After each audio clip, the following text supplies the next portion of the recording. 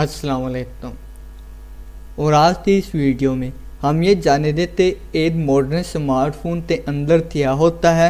और एक modern smartphone जो है वो 3 पार्ट से बना हुआ होता है। तो जानने के लिए वीडियो तो एंड तक लाजमी देखिए। मेरा नाम है अब्दुल नीम और आप देख रहे हैं अवान explain. So let's get started.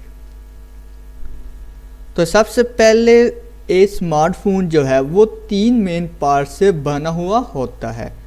तो जो फर्स्ट पार्ट है वो होता है पीसीबी, जिसे हम प्रिंटेड सर्किट बोर्ड के नाम से भी जानते हैं। And the next part is front side. जो ते स्मार्टफोन की फ्रंट साइड होती है वो डिस्प्ले होती है। और इसी तरह जो थर्ड एंड लास्ट कंपोनेंट होता है स्मार्टफोन का वो होती है उसकी बैक साइड, जो ते नॉर्मली जहाँ पे कैमरा और फ्लैश लाइट हमें देखने तो मिलती है किसी भी मॉडर्न स्मार्टफोन के अंदर। तो इस तरह सबसे पहले जो फ्रंट साइड होती है स्मार्टफोन की वो डिस्प्ले होती है। और इसी तरह बैक साइड जो होती है उसमें हमें कैमरा, फ्लैश लाइट, फिंगरप्रिंट इस तरह के कंपोनेंट जो है देखने तो मिलते हैं।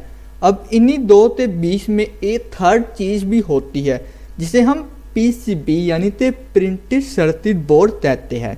अब हम इस कंपोनेंट तो पीसीबी इसीलिए कहते हैं क्योंकि इसमें जो है बहुत सारे जो है सर्किट होते हैं जो ते एक दूसरे से जो है कनेक्ट हुए होते हैं। और हमारे जितने भी मेन कंपोनेंट होते हैं हमारे स्मार्टफोन को चलाने के लिए, जैसे कि हमारा प्रोसेसर हो गया, हमारी रैम हो गई, हमारा डिस्प्ले प्रोसेसर हो गया, जीपीयू हो गया, CPU, network, 5G 4G antenna, ये सारी चीज़ें जो होती है ये सिर्फ पीसीबी से जो है कनेक्टेड होती है। तो अब आप तो आइडिया ला दिया होगा कि ये स्मार्टफोन जो है वो 3 कंपोनेंट से बना हुआ होता है। तो चलिए अब हम हर एक कंपोनेंट तो जो है डिटेल में बात करते हैं। तो जो सबसे पहले कंपोनेंट आता है वो है डिस्प्ले। तो देखिए डिस्प्ले जो है, सबसे पहले डिस्प्ले साइज के बारे में बात करते हैं। तो डिस्प्ले साइज जो है वो मुख्तलिफ साइजेस में हमें देखने तो मिलती है। तो नॉर्मली हमें 5 इंच, 5.5 इंच या फिर 6.3 इंच की डिस्प्ले जो है इस दौर में स्मार्टफोन में कॉमन है। और इसी के साथ साथ दूसरा चीज़ जो आती है डिस्प्ले में वो आती है डिस्प्ले टाइप। आज मॉडर्न स्मार्टफोन में जो है ज़्यादातर 2 तरह की डिस्प्ले देखने तो मिलती है, या तो आईपीएस होती है वो डिस्प्ले या फिर एमोलेड होती है वो डिस्प्ले। अब आईपीएस और एमोलेड के बारे में हम क्विकली जान लेते हैं कि ये टेक्नोलॉजी एक दूसरे से किस तरह डिफरेंट है। तो देखिए जो आईपीएस टाइप की डिस्प्ले होती है वो नॉर्मली क्या हम एलईडी पर काम करती है, जहाँ पे लेयर ऑफ पिक्सल होती है और उसके पीछे तो लेयर होती है जो जिसे हम बैक लाइट के नाम से जानते हैं। और जब वो बैक लाइट जो है वो ग्लो करती है, इसी के साथ क्या होता है कि पिक्सल जो होते हैं वो भी ग्लो करती है और हमें जो है ग्राफिक देखने तो मिलते हैं। इस तरह हमारी आईपीएस टाइप की जो डिस्प्ले होती है वो काम करती है। लेकिन अगर हम बात करें एमोलेड के बारे में, तो एमोलेड जो है ये ओलेड टेक्नोलॉजी पे काम करती है, जिसमें हमें जो है सिर्फ एक ही लेयर देखने तो मिलती है डिस्प्ले की, जो तो पिक्सल होती है लेयर, और उसी पिक्सल जो है उसी के अंदर जो है बैकलाइट होती है।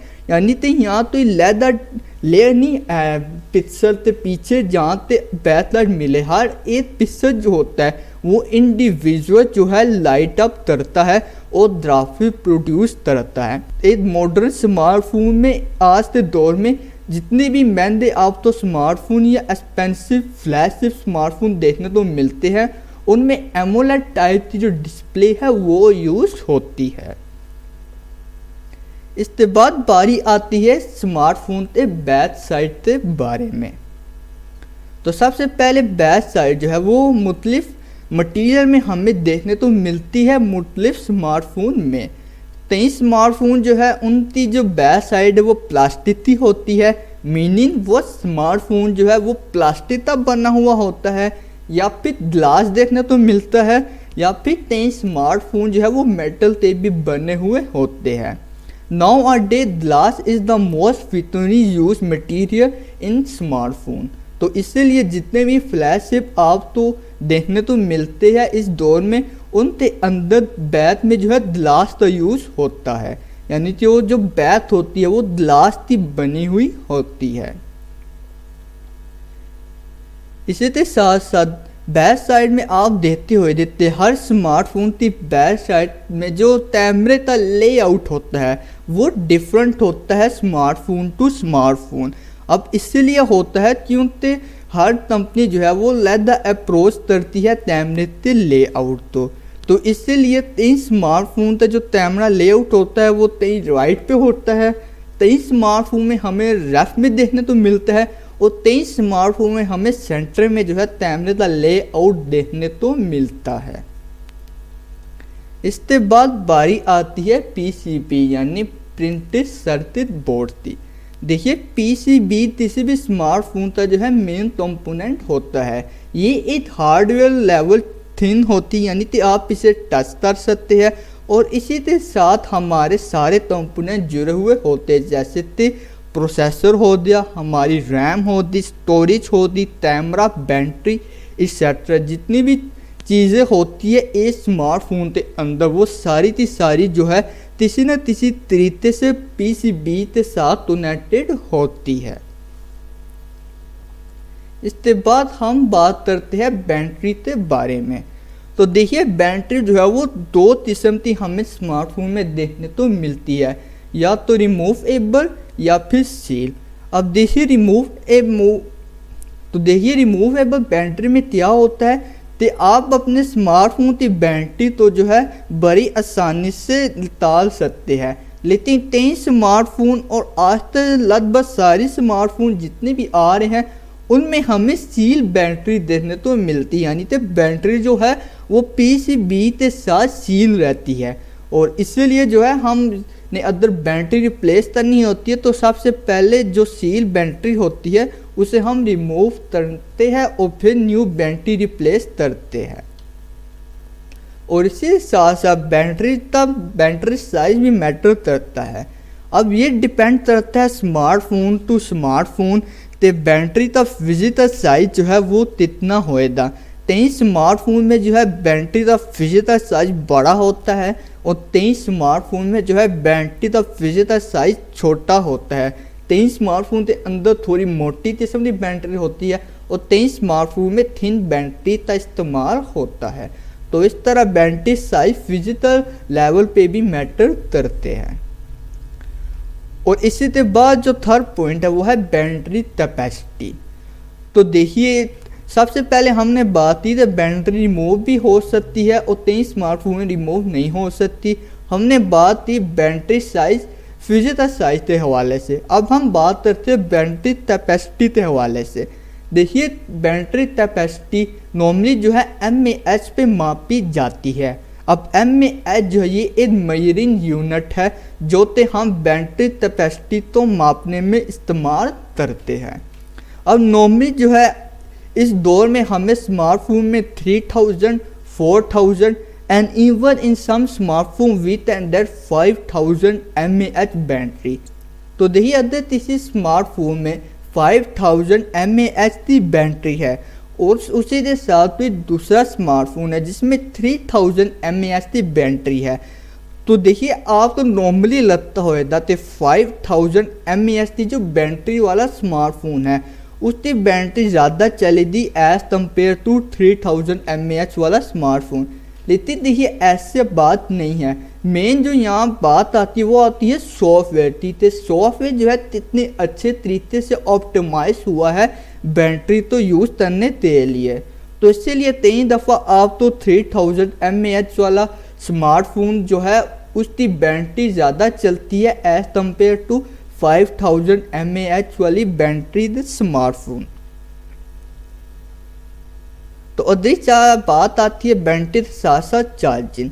तो देखिए नॉर्मली अगर आप इस दौर में कोई भी स्मार्टफोन लेते हैं तो उसमें किसी न किसी किस्म की फास्ट चार्जिंग आप तो देखने तो मिलती है। और कई फ्लैश पे स्मार्टफोन में आप तो वायरलेस चार्जिंग का फ्यूचर भी देखने तो मिलता है, ये डिपेंड करता है स्मार्टफोन टू स्मार्टफोन। तो जो अगली चीज़ आती है स्मार्टफोन के अंदर, जो बहुत ही इंपॉर्टेंट चीज़ होती है जिसके बगैर स्मार्टफोन नहीं चल पाता, तो वो है SoC, या फिर जिसे हम कह सकते हैं सिस्टम ऑन चिप। अब देखिए, अगर आपने डेस्कटॉप यूज़ किया हो और अगर आपने डेस्कटॉप तो ओपन किया हो, तो आप वहाँ देखते हुए थे डेस्कटॉप में हमारे पास जो है CPU प्रोसेसर होता है, वो लैदर जगह पे लगाया हुआ होता है, उसके ऊपर फ़ैन होता है, और फिर रैम जो है, रैम हमारी जो है लैम्प स्लॉट में होती है। तो इसी तरह जो है डेस्कटॉप अब जैसे थे फिजिकल साइज में बड़ा है, तो वहाँ जो है वहाँ हम हर प्रोसेसिंग चिप जो है उसे हर एक लैदर जगह पे जो है रख सकती है। लेकिन स्मार्टफोन जो है वो बहुत ही छोटा होता है, और ऐसे में हम एक टेक्निक का यूज़ करते हैं जिसे कहते हैं SoC। अब देखिए SoC क्या होती है, एक सिंगल चिप होती है, और इस चिप के अंदर और बहुत सारी चिप्स होती है, जैसे कि इसमें हमारी CPU की चिप होती है, GPU की चिप होती है, ISP की चिप होती है। तो कनेक्टिविटी की बात की जाए तो wifi, Bluetooth, cellular data chip होती है, कैमरा से रिलेटेड चिप होती है, डिस्प्ले से रिलेटेड चिप्स होती हैं। क्योंकि स्मार्टफोन जो है वो फिजिकल साइज में छोटा होता है, तो हम इन सारे चिप्स तो जो है एक बिग चिप में जो है लगा देते हैं, और उस बड़ी चिप तो जो है हम SoC के नाम से जानते हैं। तो देखिए, नॉर्मली जो है 3 मेन कंपनी हैं जो कि SoC तो इस वक्त डेवलप करती है पूरी दुनिया में। तो सबसे पहली जो कंपनी है वो है Qualcomm स्नैपड्रैगन, जो कि ज़्यादातर एंड्रॉयड स्मार्टफोन जो है Qualcomm स्नैपड्रैगन का यूज़ करती है। और उसके बाद जो second biggest SoC making company है वो है मीडियाटेक। आपने मीडियाटेक का भी काफ़ी नाम सुना होगा, कई एंड्रॉयड स्मार्टफोन में आप तो मीडियाटेक की भी SoC देखने को मिलती है। और जो थर्ड मेन बड़ी कंपनी आती है वो है एप्पल।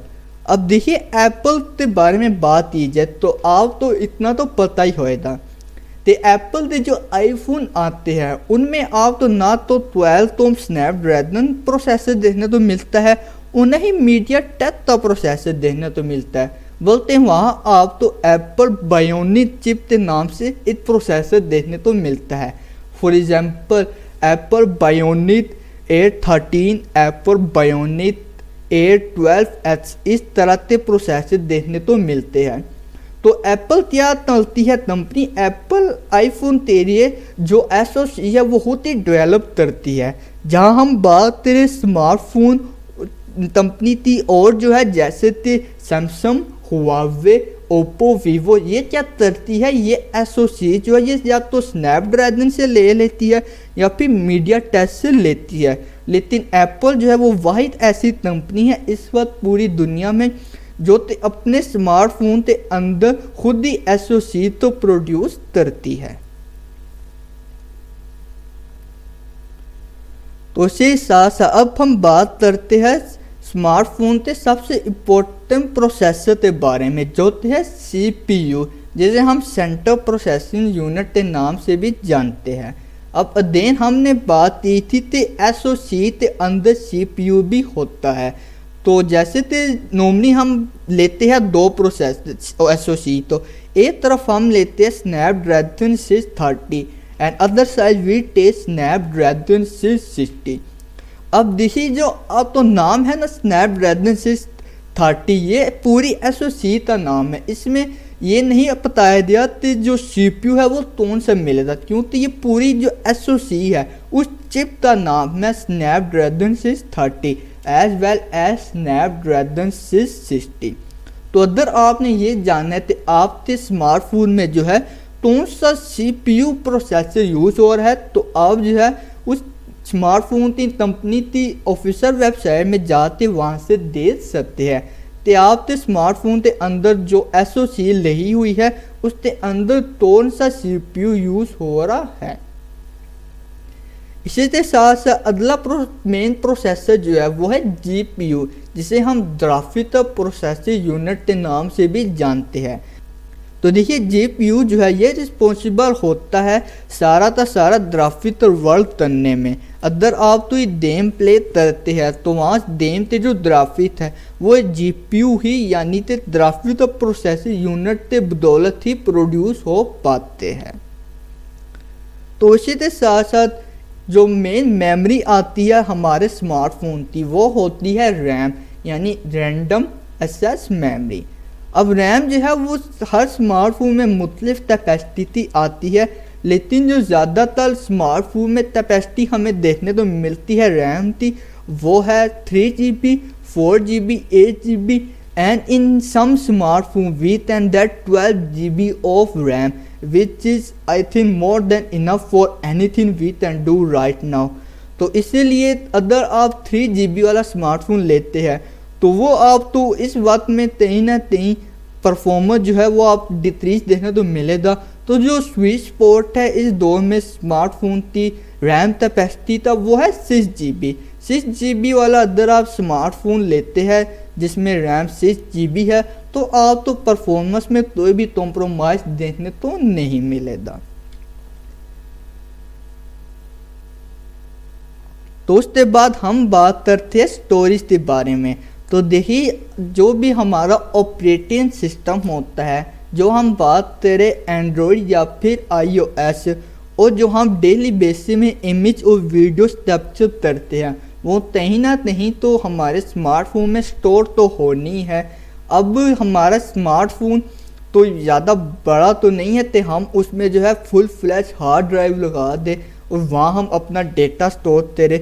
तो यहाँ जो डेटा स्टोर होता है हमारे स्मार्टफोन में वो होता है नैन चिप के अंदर।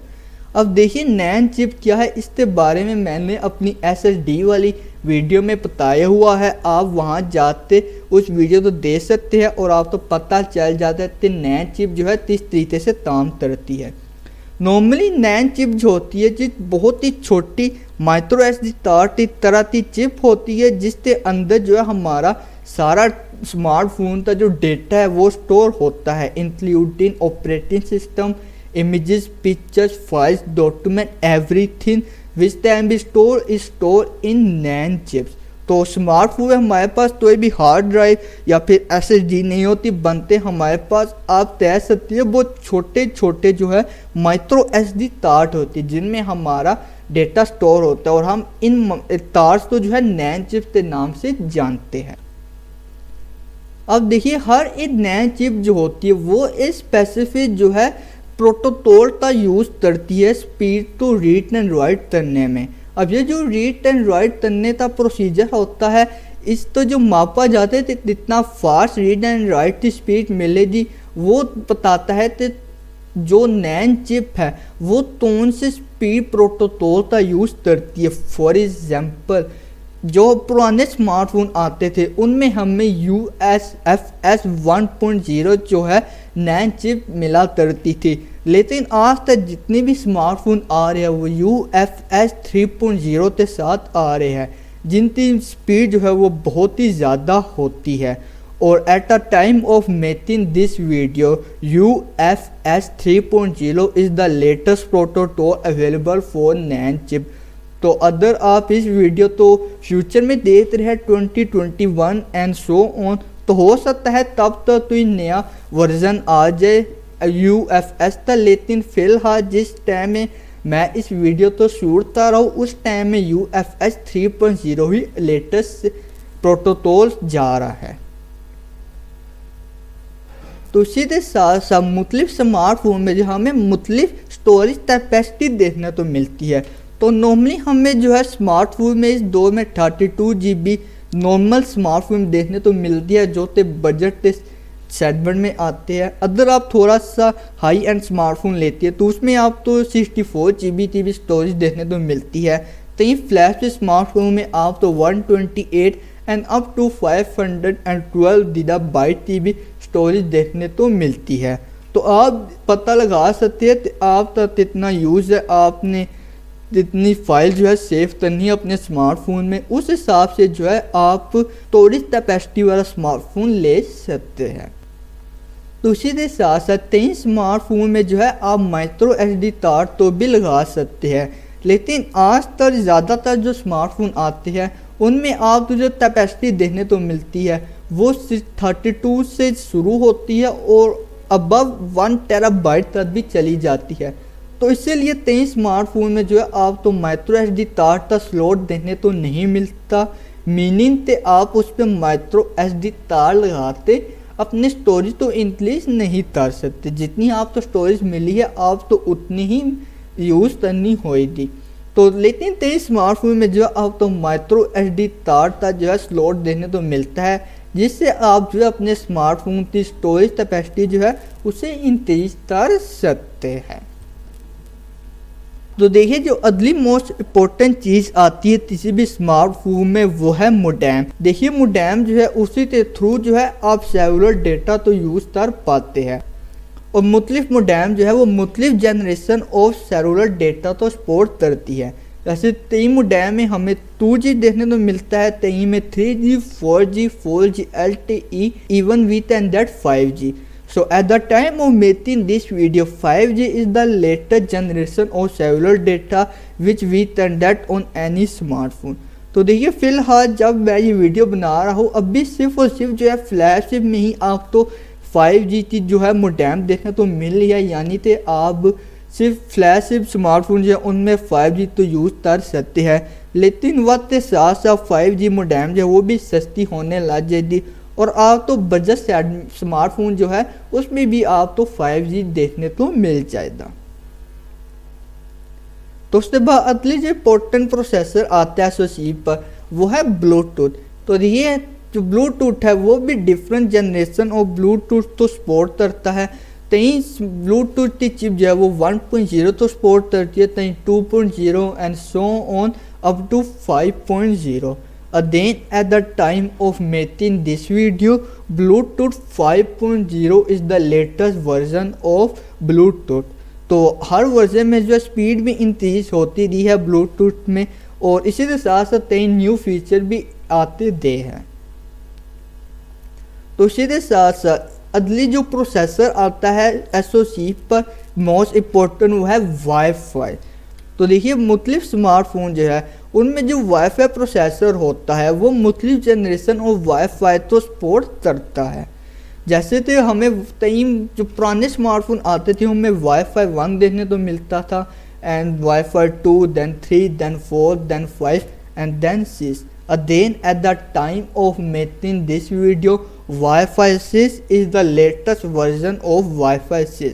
अब देखिए ये वाईफाई जो है ये बैकवर्ड कंपैटिबल भी होता है, यानी कि अगर आपके पास स्मार्टफोन है जिसमें ते वाईफाई प्रोसेसर जो है वो वाईफाई 6 है, लेकिन आपके पास जो राउटर है घर पर या ऑफिस पर वो वाईफाई 4, 5 एंड 3 तो सपोर्ट करते हैं, तो आप जो स्मार्टफोन तो जो है पुराने वर्जन वाले वाईफाई राउटर से के साथ इस्तेमाल कर सकते हैं। तो इसी के साथ साथ एक और पॉइंट भी आता है वाईफाई प्रोसेसर में जो है वाईफाई बैंड। अब देखिए इस दौर में आप तो कोई सा भी स्मार्टफोन आप लेते हैं ब्रांड न्यू लेते हैं उसमें आप तो 2 किस्म के जो है बैंड का सपोर्ट मिलता है। First one is 2.4 and another is 5G। तो देखिए जो एक और मोस्ट इम्पोर्टेंट चीज़ आती है स्मार्टफोन में वो है NFC, जिसे हम जानते हैं नियर फील्ड कम्युनिकेशन के बारे में।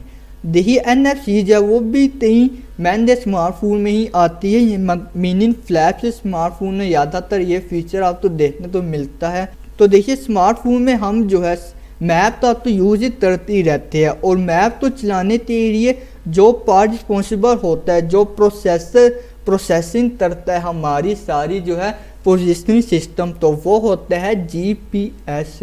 अब हर स्मार्टफोन में जो है GPS आप तो प्रोसेसर देखने तो मिलता है, मीनिंग आप कोई सा भी स्मार्टफोन उठा रहे उसमें आप गूगल मैप का यूज कर सकते हैं। इसी के साथ साथ स्मार्टफोन में बहुत सारे प्रोसेसर होते हैं और कई स्मार्टफोन में थोड़े ज़्यादा सेंसर हो सकते हैं, कई स्मार्टफोन में कुछ कम प्रोसेसर होते हैं। अब जो मोस्ट कॉमन सेंसर है वो है proximity sensor, ambient light sensor, CMOS image sensor, GPS sensor, microphone, accelerometer, gyroscope, touch screen and so on. अदेन मुख्तलिफ स्मार्टफोन जो है उसमें आप तो मुख्तलिफ नंबर ऑफ सेंसर देखने तो मिलते हैं। तो अगर हम बात करें ऑडियो की, तो ऑडियो में आप तो हर स्मार्टफोन में एक माइक्रोफोन देखने को मिलता है, जिससे कि आप जो है ऑडियो तो रिकॉर्ड कर पाते हैं अपने स्मार्टफोन में। तो इसी के साथ साथ आप तो हर स्मार्टफोन में स्पीकर भी देखने तो मिलता है, जहाँ से आप अपना ऑडियो जो है वो प्ले करते हैं और आप अपने स्मार्टफोन से जो है उस ऑडियो तो सुन पाते हैं। अपने स्मार्टफोन में जो है ज़्यादातर डुअल स्पीकर का यूज होता है, लेकिन कई स्मार्टफोन में आपको सिंगल जो है स्पीकर देखने तो मिलता है। तो देखिए अब हम बात करते हैं स्मार्टफोन की पोर्ट के बारे में। तो जो मोस्ट कॉमन पोर्ट और जो सारी स्मार्टफोन में देखने तो मिलती है आप तो वो है चार्जिंग पोर्ट। अब चार्जिंग पोर्ट भी जब मुख्तलिफ टाइप की हो सकती है, या तो वो USB माइक्रो हो सकती है, या तो USB टाइप C हो सकती है, या फिर जो आईफोन में पोर्ट देखने तो मिलती है लाइटनिंग पोर्ट भी हो सकती है।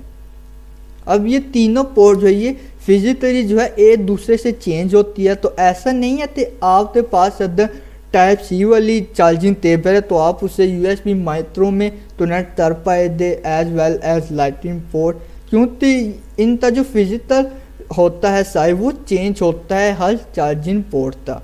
और चार्जिंग पोर्ट के थ्रू ही आप जो है अपने स्मार्टफोन तो अपने कंप्यूटर या फिर लैपटॉप से कनेक्ट करके डेटा तो भी ट्रांसफ़र कर सकते हैं। इसके साथ साथ एक और जो पोर्ट देखने तो मिलती है वो है हेडफोन जैक। देखिए आज तो ज़्यादातर जो स्मार्टफोन आ रहे हैं उसमें आप तो हेडफोन जैक देखने तो नहीं मिलता, लेकिन कई स्मार्टफोन कंपनियां जो है वो अभी भी आप तो जो है स्मार्टफोन में हेडफोन जैक देखने तो दे रही है, जो तो एक बहुत ही अच्छी बात है।